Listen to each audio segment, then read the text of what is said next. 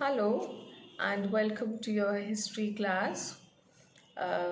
Actually, I do not have the exact number of how many of you have offered history, but I just think that most of you, I'm assuming that most of you are not watching the videos. Well, for your information, your exams are going to start from the first week of October, most probably, and these three chapters will come for your exams, what we have done.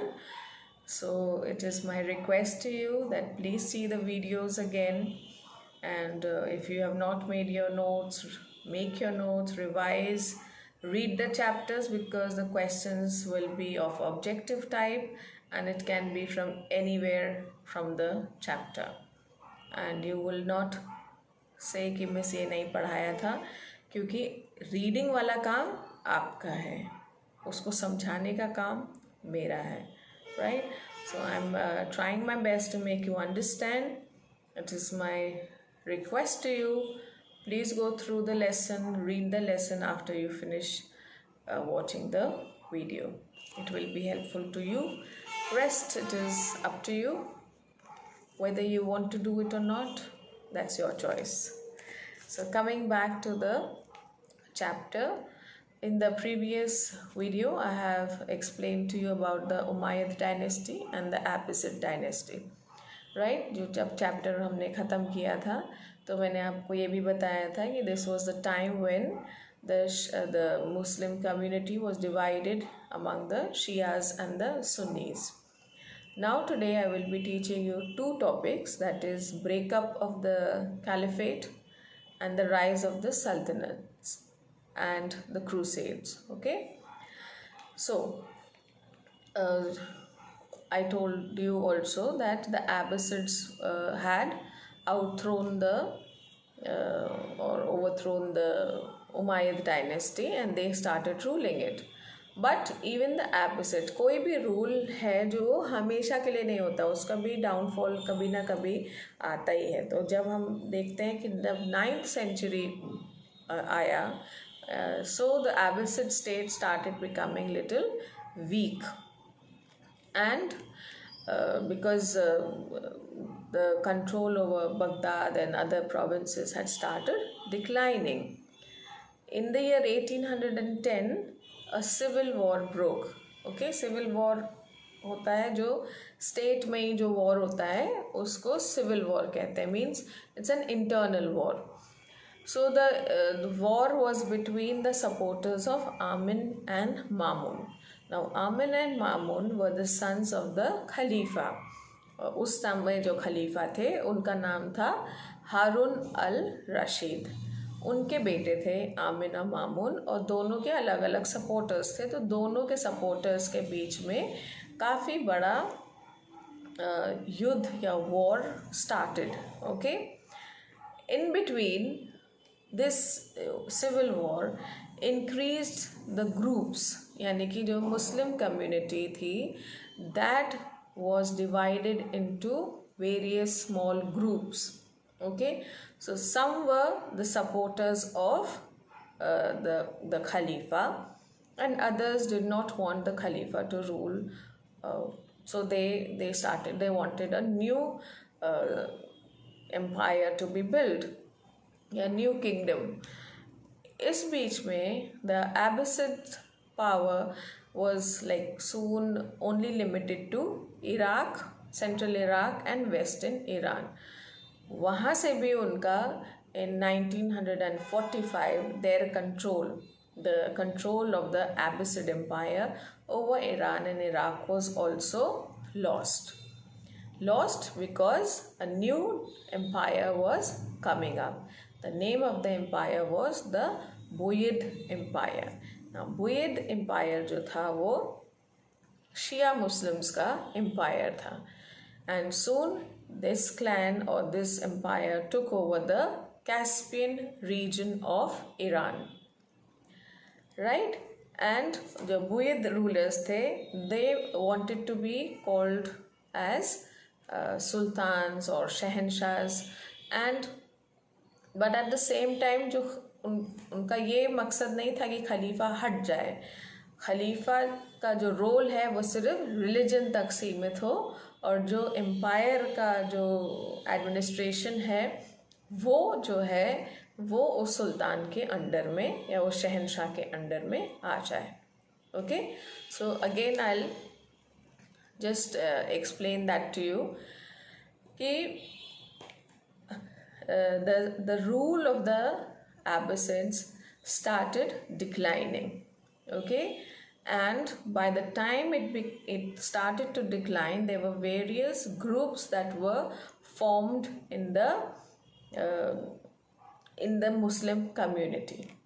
In 1945, there was a civil war also between the supporters of Amin and Mamun. At the same time, in 1945 again, जो central Iraq और western Iran जो एबिसिड्स के under में था वो भी उनसे छीन लिया गया। किसने छीना? That was the new empire which was coming up, the Buyid dynasty, जो एक शिया डायनेस्टी थी, और उन्होंने जो शिया मुस्लिम्स थे they started ruling.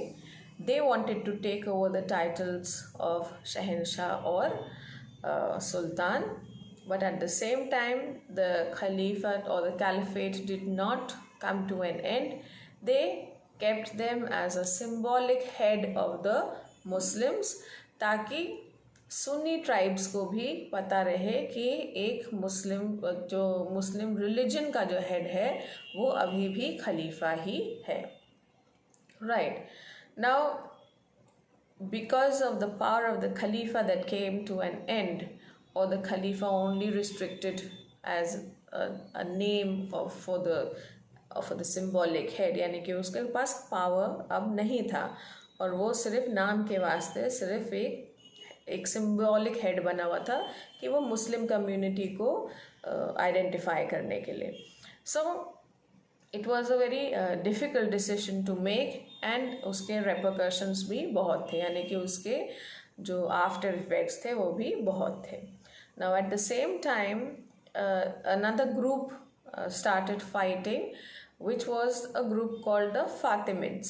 Now, who was Fatimids? Fatimids were the supporters of Fatima. Fatima was the daughter of Prophet Muhammad. उनका कहना था क्योंकि ये मोहम्मद साहब की बेटी हैं तो जो रियल पावर है वो उनकी फैमिली में ही रहना चाहिए और उन्हीं को फॉलो, पूरे सारी मुस्लिम कम्युनिटी को उन्हीं को ही फॉलो करना पड़ेगा या उनको करना चाहिए। Now Fatima lived in Egypt, that is North Africa. So in 969 the Fatimid Caliphate was formed, यानी कि जो फातिमा के सपोर्टर्स थे उन्होंने एक अपना ही उन्होंने फातिमा को खलीफा डिक्लेयर कर दिया, which was not there for a long time. उन लोगों ने उस चीज़ को बहुत ज़्यादा समय तक नहीं माना। Between 950 and 1200 there were many small revolts which kept on taking place, and though the Muslim community was divided into many groups, so it was not a political order, it was not the language, but it was the economic and cultural pattern that bound them together. यानी कि Shias और सुन्नीस के बीच का जो difference था वो बहुत बढ़ने लगा और आगे बढ़ने लगा, और छोटे छोटे रिवोल्ट्स होते रहे एक दूसरे को मोर पावरफुल दिखाने के लिए, but still the Muslim community was still united in the form of economic and cultural pattern. So in this period, many scholars, merchants, artists, they could move about freely in the central Islamic lands. तो इन लोगों को कोई रोक टोक नहीं थी, ये लोग आराम से घूम सकते थे। And it was at this point, हम लोग ये that's a point to be noted, कि जब उमायद डायनेस्टी रूल कर रही थी तो पूरे सेंट्रल इस्लामिक लैंड में सिर्फ 10% मुस्लिम्स थे।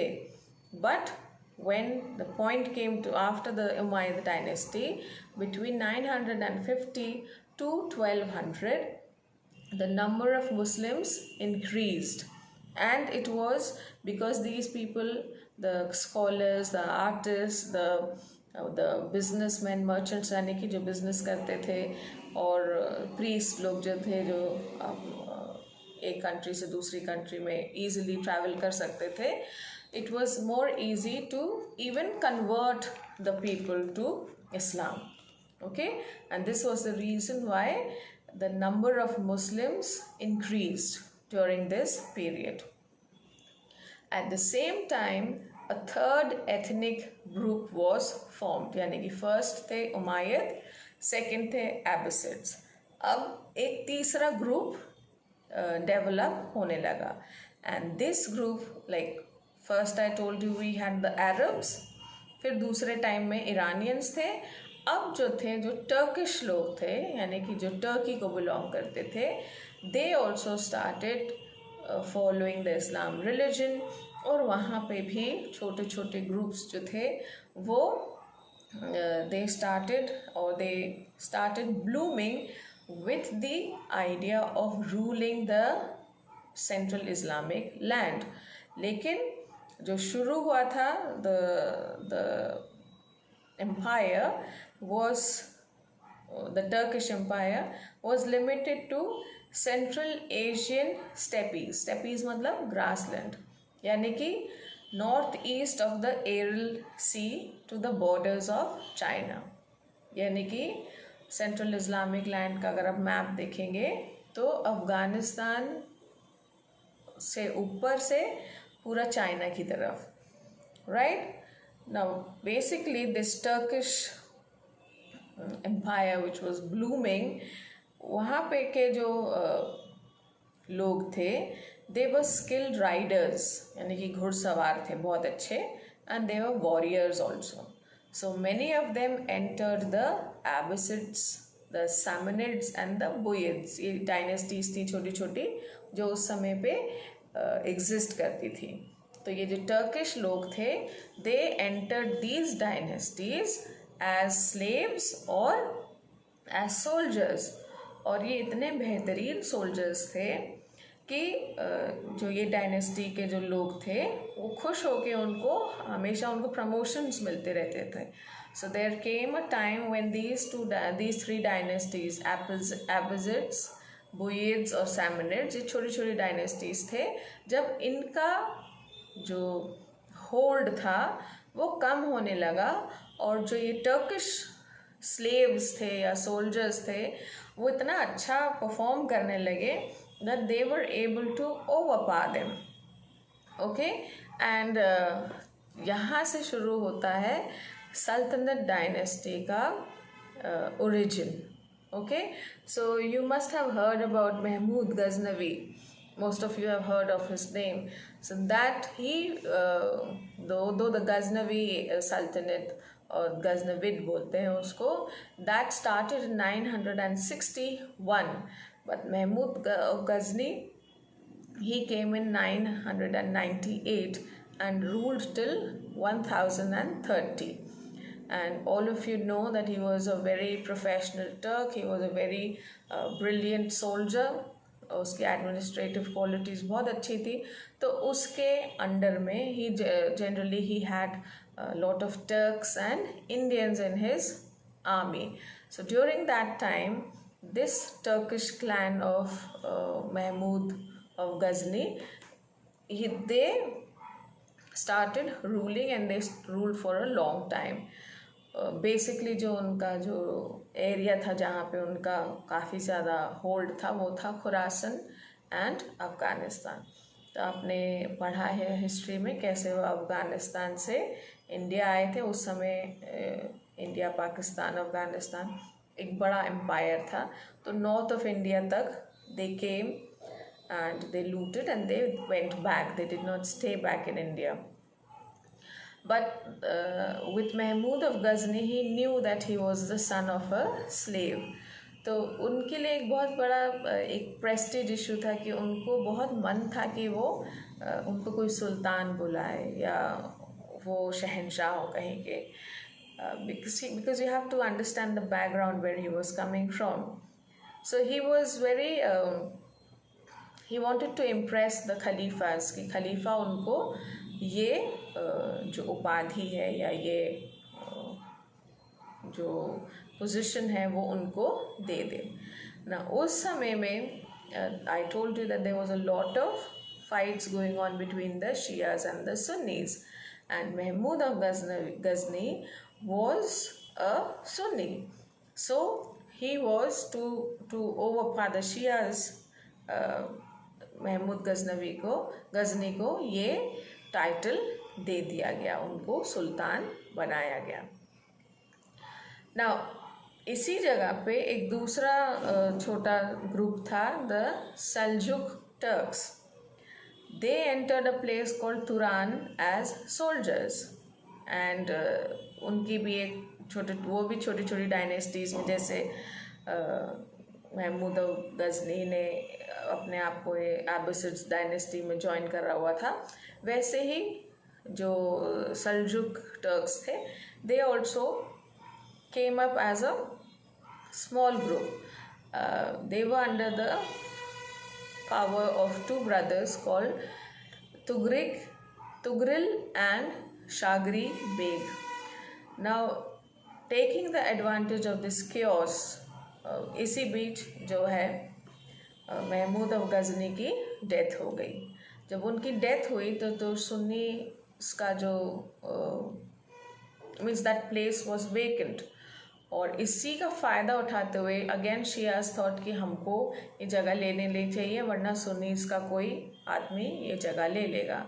सो in the year 1055 there was a war, and the Seljuks turned their attention to Baghdad. They took over Baghdad, and the two brothers, I named them Tugril and Shagri Beg, they were named the next sultans, and they ruled till 1064.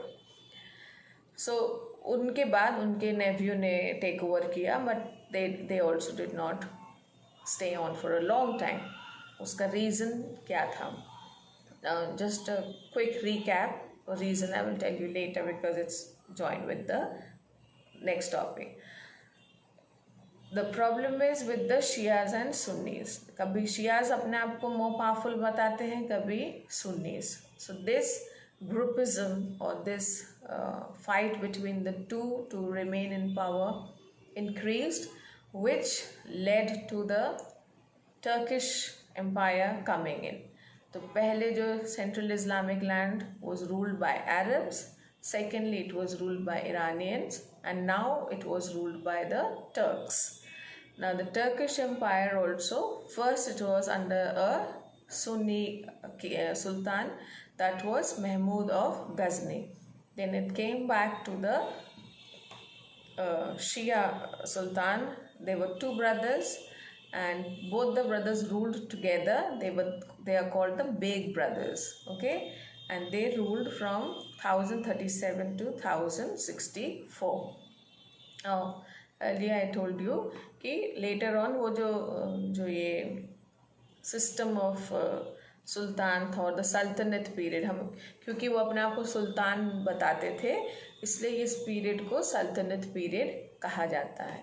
तो उनके बाद भी काफ़ी सारे sultans आए who ruled the Central Islamic land for quite some time. But at the same time, in the 11th, from the 11th to the 13th century, we see something new happening. Now, what is this something new? This something new is कि the European Christians now come in and they want to rule the Arab states. Okay? जहाँ ये एक तरफ से ये European आ रहे हैं under में, same time the Mongols also came in. So these जो रियल मुस्लिम कम्युनिटी थी, they faced a lot of rebellions at the same point of time. And this is the time when the crusades start. So the Mongolians also tried to invade and then they went back. So it was a process that went on, which we will not study in detail. But yes, we will study the crusades in detail.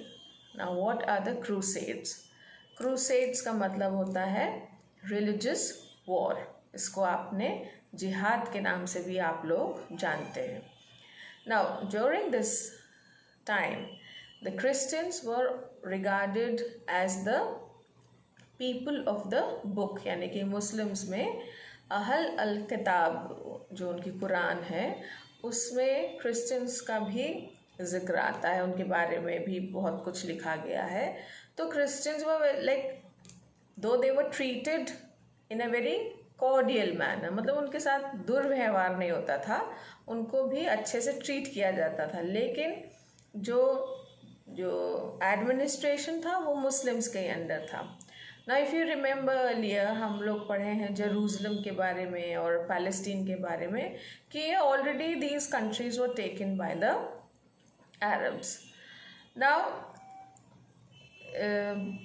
जो Christians हैं वो believe करते हैं कि Jerusalem is a very important place for the Christians. Palestine and Jerusalem, it is called the Holy Land for the Christian, क्योंकि कहा जाता है कि Jesus Christ was crucified over there and he resurrected from there. तो दोनों places का religious point of view से it is very very important for the Muslims. आज की तारीख में जैसे कि लोग हज करने जाते हैं मक्का मदीना में, वैसे ही क्रिश्चियंस होली लैंड जाते हैं पिलग्रिम के लिए. और जैसे कि वहाँ कहा जाता है कि हज जाके आपके गुनाह माफ़ हो जाते हैं, वैसे ही क्रिश्चियंस में भी माना जाता है कि होली लैंड अगर पैसा है आपके पास या आप अफोर्ड कर सकते हैं तो एक बार अगर होली लैंड का मौका मिले तो ज़रूर जाना चाहिए.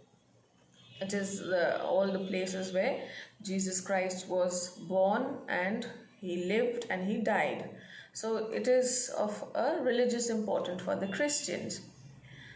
Now what happened was कि in the meantime दोनों रिलीजन ने अपने रिलीजन को स्प्रेड करने के लिए people had started converting with free will, not ज़बरदस्ती नहीं होता था. So there were lot of Hungarians और स्लैब्स मतलब चेकोस्लोवाकिया के लोग थे, यानी कि रशियंस थे और नॉर्वे के लोग थे. बहुत सारे कम्युनिटीज़ के लोग थे जो कि क्रिश्चियन में कन्वर्ट हो रहे थे. And because of these two places there was certain sort of enmity between the Muslims and the Christians.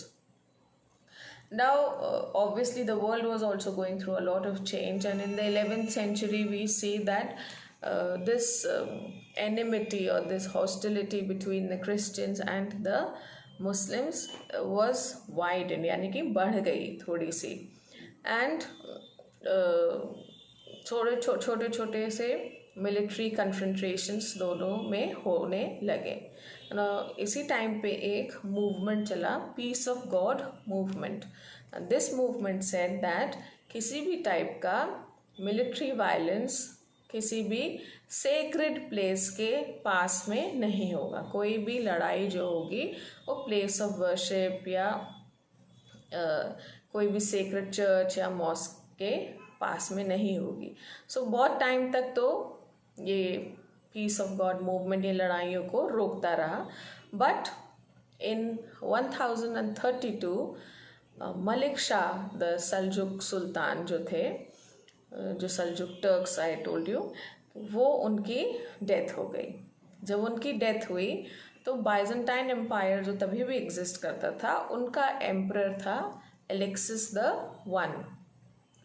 And he got a chance कि उसमें उसको लगा कि ये क्योंकि अब ये सुल्तान की डेथ हो गई है, so he has a chance to spread his empire to the empire of the Seljuk sultans also.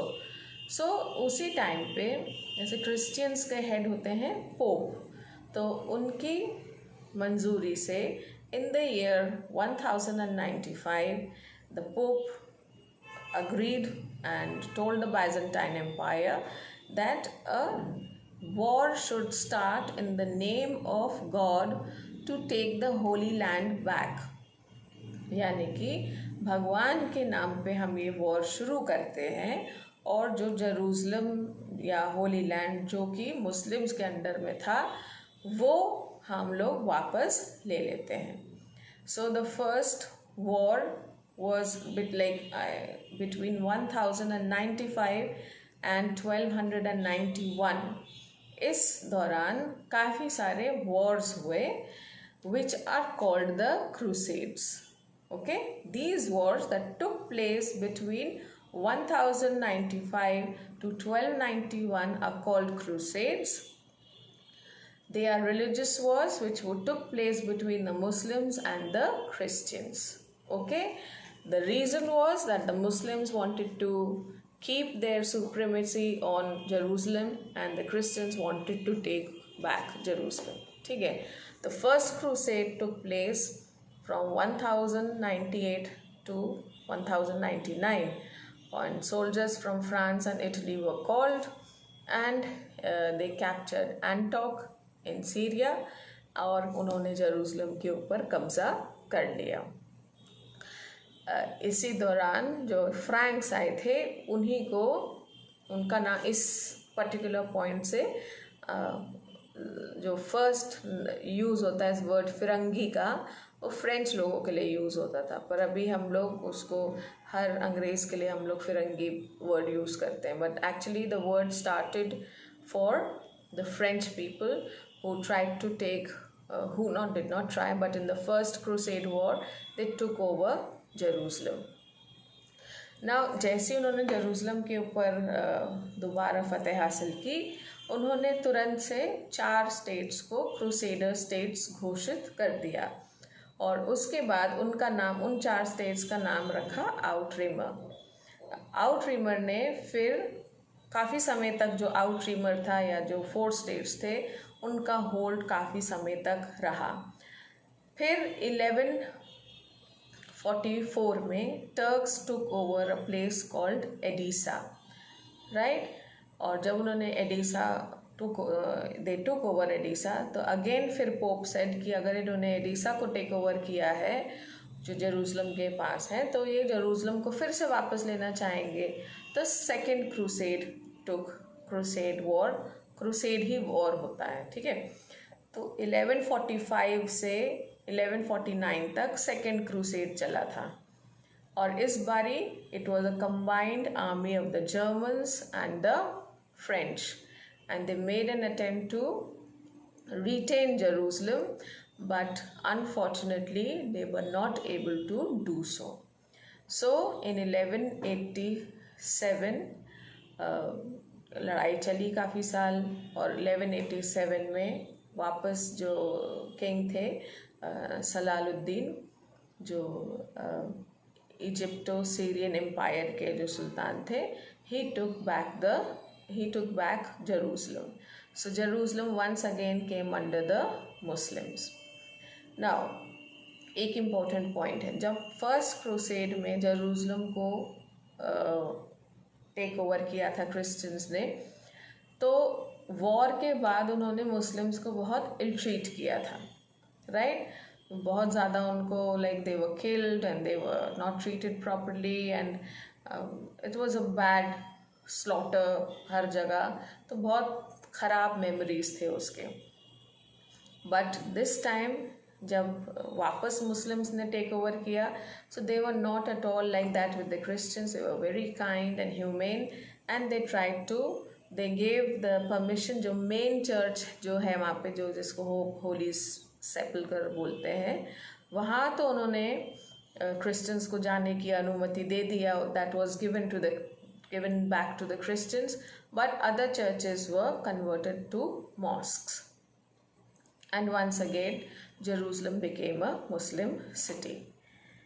Now, जैसे ये war ख़त्म हुआ so the loss of the city जो थी, वापस जब वो मुस्लिम सिटी बन गई तो 1189 में थर्ड क्रूसेड वॉर हुआ वापस उसको पाने के लिए. But by this time the Christians from the Europe lost the जो लालसा या जिद थी जेरूसलम को वापस लेने की, that was lost because their focus was changed to other matters. Okay, so basically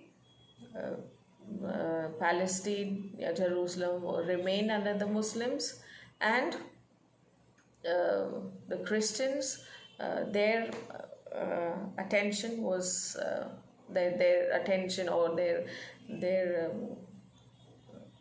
जो हसरत थी उनको जेरूसलम वापस पाने की, that was lost because they were involved in other matters, and their focus was on their internal politics and cultural development, so the crusades stopped over there. Now the crusades left a very an impact on the Muslims. Okay, basically हम लोग ये जानते हैं कि दो तरीके के impact हुए थे. Number one impact था कि Muslims could not forget the memory of how they were treated after the first crusade, right? That how they were slaughtered, how they were murdered, how they were ill-treated. वो memory उनके दिमाग से बहुत बहुत बहुत समय तक नहीं गई और उनके दिमाग में वो चीज़ थी. Secondly, because of this, a lot of business was also affected, especially with the Italian cities of Pisa, Genoa, and Venice. So that was how the Crusades affected both the Muslim and the Christian community. So this particular video is a longer one because we have touched the two very important topics, and still please go through it. Again, a reminder that 3 chapters will be coming for your first half-yearly exam, and I'll just tell you the name. They are Writings and City Life, An Empire Across 3 Continents, and The Central Islamic Lands. तीनों chapter का नाम मैंने आपको बता दिया है, पर मुझे फिर भी पूरा भरोसा है आपके ऊपर कि आप मेरे से पूछोगे मैम हाफ ईयरली का सिलेबस क्या है. तो अगर आपने वीडियो देखा होगा तो आप नहीं पूछोगे, अगर आपने नहीं देखा होगा definitely you will ask me. So please read the chapters thoroughly. If you have any problem, then please message or call me. Otherwise, all the best for your exam. Take care. Bye-bye.